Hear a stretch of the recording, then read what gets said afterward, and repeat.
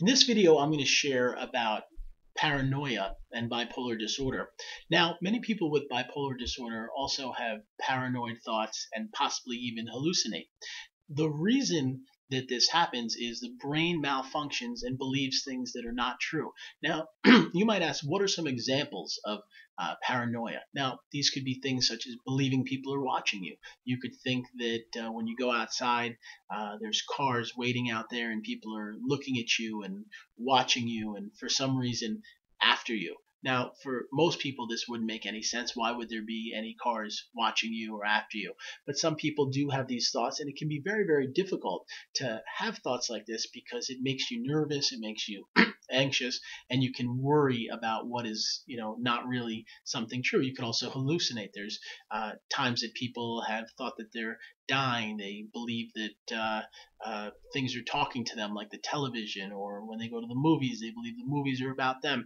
There are a lot of different ways people can either be paranoid or hallucinate, and it's very, very difficult for the person that is going through this because they don't want to think this. It's not that they wake up and they say, hey, I want to believe people are after me, or I want to have bizarre thinking, but sometimes the brain malfunction and believes things that are not true, and it's very, very difficult to walk around. Imagine if you walked around, you went outside and you started thinking that people were looking at you and people were after you and people were going to come and get you. How hard would it be to do the most basic things like go to school or to go to stores or to go walk around? But this is what many people with bipolar disorder and schizophrenia live with, and it's very, very challenging and very difficult and very hard to face. And I want you to know that there are medications that people take and treatments that can help you to deal with these types of things.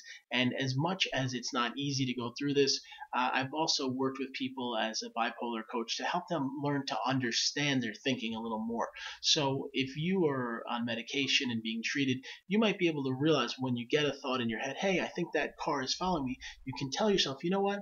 There's no reason it would be following me. Why would anyone be after me? I'm not doing anything wrong. And sometimes we're able to train ourselves to learn that these things are not true and that it's not something that we're really facing. And by doing that over and over again through repetition, we learn that really these thoughts are not true, and they sometimes even lessen. So my suggestion is, if you are facing paranoia or hallucinations, that you go talk to a medical professional, go to a doctor or a hospital to make sure you work through it, because it's not fair to live in a life that's so tough facing all these difficult thoughts. I also do coaching to help people with bipolar disorder and their families.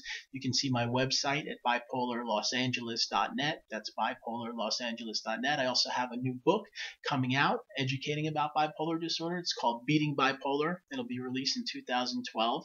And if you'd like to work one-on-one with me, you can reach my office at 213 304 9555. 213 304 9555. I appreciate you watching this video, and I hope that it was helpful for you to understand a little bit more what it's like to be bipolar and to face paranoia and delusions. Thank you.